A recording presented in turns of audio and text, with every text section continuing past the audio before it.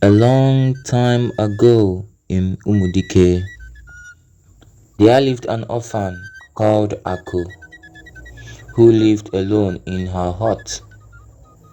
Since her parents passed away, she lived there quietly, never bothering anyone. But as she began to grow into a woman, her uncles, who never cared for her after her parents' death, decided it was time for her to get married because they were eager to share the bride price they would receive from her suitor. So they began searching for a husband to marry their niece. It was not going to be a difficult task because Ako was a very beautiful woman. When the young men of their village sat to discuss, Ako's beauty was the standard of measurement used to examine them. But Ako was ignorant of all that was going on. Whenever men tried to, she would, and if they persisted, she would. I guess you are waiting for a king to marry you. So men would, but Ako never cared about what they said. She barely heard and she never invited anyone to her hut. The ladies in the village always thought of her as proud. They concluded that her beauty had gotten into her head.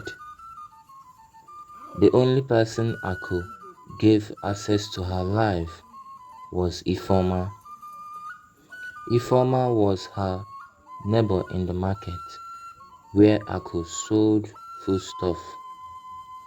But no matter how friendly they were, their conversations never left the bounds of the market. Weeks passed, and Ako's uncles called her for a meeting. They wanted to discuss their choice of husband with her. We have patiently waited for you to bring a husband, but you have failed to do so. Therefore, we are taking it upon ourselves to find one for you. One of them said. They told her that their chosen suitor would visit her at her hut the following day. So the next day, Ako sat in front of her hut, waiting patiently for her suitor. But next to her was a pot of water, which she planned to pour on the man as soon as she sighted him. When the man began approaching the hut, Ako grabbed the pot, ran towards him, and flung the water on the man's body. Then she carried a big stick and began chasing him. When the news got to her uncles, they summoned her, and Ako faked remorse. She knelt down and begged them, promising she would not do it again. "It is okay, my daughter," one of them said. "Although you have lost the first man, we have another one for you." So the following week, Ako sat in front of her hut, waiting for her second suitor. But this time, she had a gun beside her. The gun belonged to her late father, who was a hunter. When she saw the man approaching her hut, she picked up her gun and made gunshot sounds in the air, and the man ran in fear for his life. When her uncles heard the news, they called and threatened to deal with her if she continued that way. But Ako was not moved. When they sent the third suitor, she waited for him a bit far away from her hut, and when she saw him, She pretended like she was going to hug him, but she bit his shoulder instead, and the man, who was in pain, left Aku behind, running for his dear life. Now news about Aku and her suitors had spread around the village, and Aku was happy about it because everyone would now understand that she was not interested in a suitor for a reason she did not care to share with anyone. But there was a certain man called Odinaka who was determined to marry Aku. Despite the stories in the village, he insisted she was his choice. To an extent, he did not believe what people said about her, because whenever he saw Aku, she was always calm and she never displayed any aggressive behavior. So he decided to try and become her friend before seeking her hand in marriage. Perhaps those men were strangers to her, he thought to himself. So one day he went to Aku's shop to patronize her business, and how she sold the foodstuff to him further proved she was not a difficult person.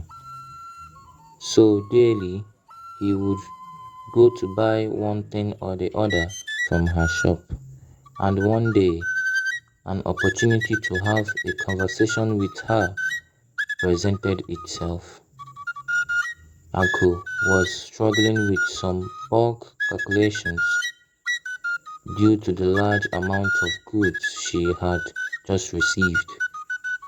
Odinaka overheard her and gave her instant answers to her calculations.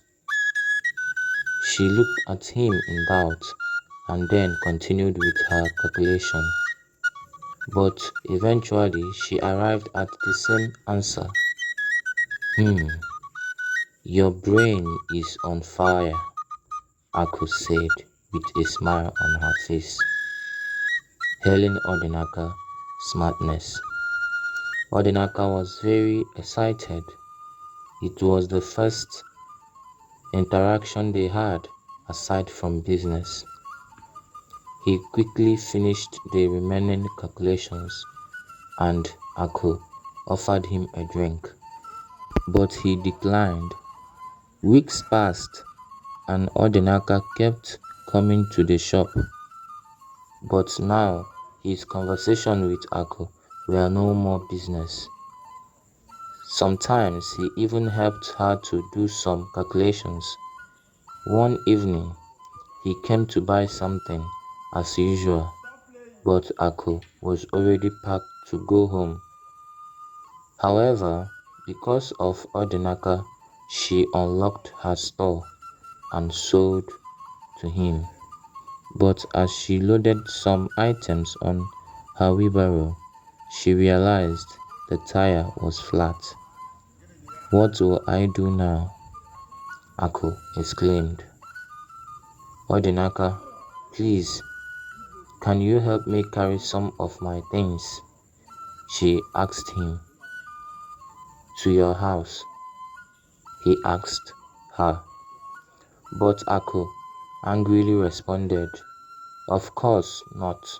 I will tell you where to stop. They both began walking away from the market square, and as they walked, Odinaka thought it was the best time to tell Aku about his feelings. I like you, Aku. Please, I want you to be my wife. Immediately, Aku heard those words. She stopped walking and stared at him intensely. Is that why you've been coming to my shop every day? She asked him. And Odinaka slowly nodded. Immediately, she asked him to drop her things by the roadside. Please, Don't help me again. You can go home now, she said. Odinaka tried to plead with her, but Aku was not having it. However, he was not going to allow her to carry all those items herself. So, against her will, he started walking fast towards her house. When Aku realized what he was doing, she quickly ran after him, shouting, "Don't go close to my hut. If I catch you there, I will shoot you." But Odinaka did not plan to invade her privacy. He just wanted to drop it close enough to her to carry it to her house. After he dropped the items, he began walking away. But as he walked away, Ako smiled. She definitely had feelings for him, but she instantly wiped that smile off her face. "Of course I can't marry him," she said to herself as she began carrying her items into the house. The next day, Odinaka came to see Ako at her shop, but she would not attend to him. She asked him to leave, but he quickly moved to Ifoma's shop. "I want to buy something from Ifoma," he said to her. Aku looked at him confused and said, "What could you possibly want to buy from Ifoma? She sells women beads."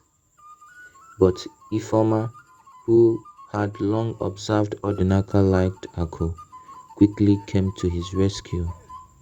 "Please, leave my customer. Don't chase him away." So every day, Odinaka would come and buy beads from Ifoma, and Aku would eagerly wait for him to come. And anytime he was late, she would be visibly upset.